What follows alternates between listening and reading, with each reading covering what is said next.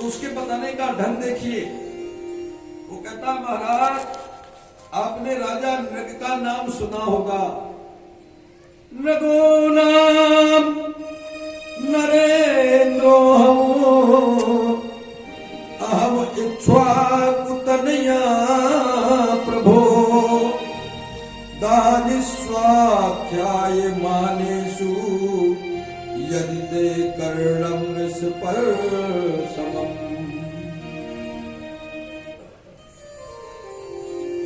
कहता महाराज आपने इक्ष्वाकु वंश के राजा नृग का नाम तो सुना होगा, मैं वही राजा नृग हूं। बहुत बड़ा दानी था, मैंने बहुत दान किया।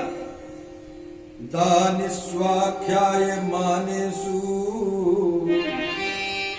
यदि ते कर्णं स्पर्शमम्।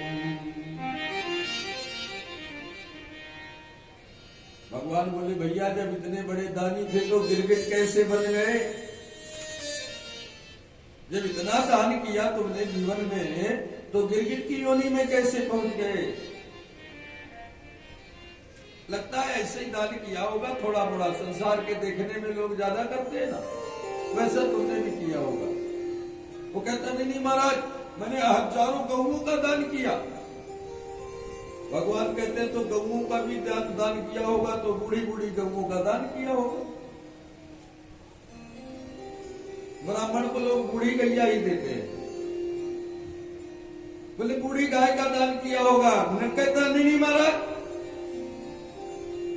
पैसुनी तरुणी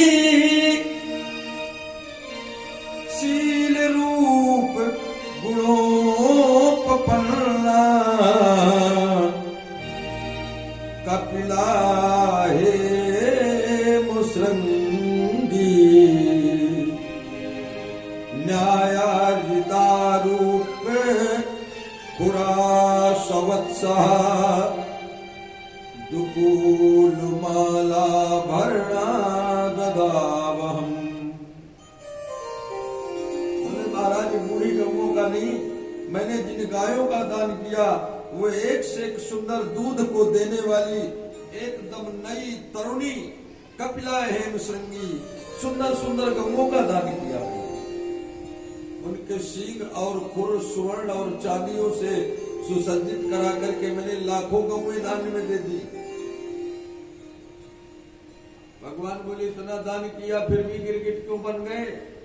बोला महाराज छोटा सा अपराध बन गया। अपराध क्या हुआ? बोले अपराध ये हो गया कि एक गाय का मैंने 2 बार दान कर दिया। इतने अपराध के कारण मुझे गिरगिट बनना पड़ा। पूरी कथा बताई। बोले महाराज एक दिन मैंने एक गौ का दान किया था एक ब्राह्मण को। वो ब्राह्मण गाय लेकर के मेरे यहां से गया। 1-2 दिन तो वो गाय ब्राह्मण के घर में रही और दूसरे तीसरे दिन वो गाय ब्राह्मण के घर से भाग करके फिर मेरी गौशाला में आ गई। और जब मैं दूसरे दिन गौदान करने के लिए गौशाला में गया तो मैं पहचान नहीं पाया कि ये गाय उस ब्राह्मण को मैं दे चुका हूँ, इस गाय का दान कर चुका हूँ। जब मैंने अपनी गौशाला में उस गाय को देखा तो एक दूसरे ब्राह्मण को भी मैंने उसी गाय का दान कर दिया। इधर से ब्राह्मण गाय लेके जा रहा था और इसके पहले जिसको गाय का दान कर चुका था उधर से गाय को ढूंढते ढूंढते वो ब्राह्मण आ रहा। दोनों बीच में मिल गए। वो बोला मेरी गाय, वो कहता नहीं मेरी गाय है।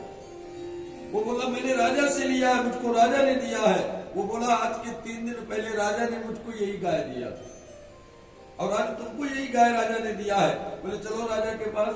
दोनों लोग राजा के पास आए। वो बोला मेरी गाय है, वो बोला मेरी गाय है। और स्थिति ये आई कि दोनों ब्राह्मण आपस में लड़ गए और उस गाय को राजा के पास में ही छोड़कर चले गए। वो बोला मैं भी नहीं लूंगा, फिर मैं भी नहीं लूंगा। दोनों चले गए और उसके परिणाम स्वरूप में राजा कौन लगी योनि, गिरगिट की योनि में जाना था। बोले महाराज आपके चरणों से आज मेरा उद्धार हो गया, आपकी जय हो। गिरगिट तो चला गया। भगवान कहते हैं देखा बच्चों, थोड़ा सा अपराध के कारण किसी को बात कह के पलटने से ही गिरगिट की योनि मिलती है। गिरगिट के जैसे जो लोग रंग बदलते हैं ना, जिसकी बातों का कोई ठिकाना नहीं होता, कहते कुछ और है करते कुछ और है, उन्हें महाराज अगले जन्म में गिरगिट की ही योनि मिलती है। इसलिए वो बदलते रहो रंग, कितने रंग बदले हुए।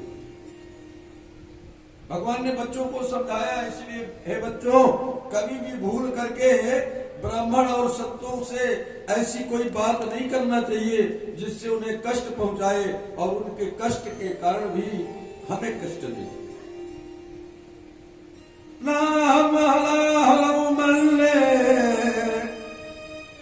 विषम यस्य प्रतिक्रिया ब्रह्मा स्वम ही विषम प्रोक्तम नास प्रीत विधिर भुवि। इसलिए कभी भी धोखे से ब्राह्मण साधु का अपमान न करें।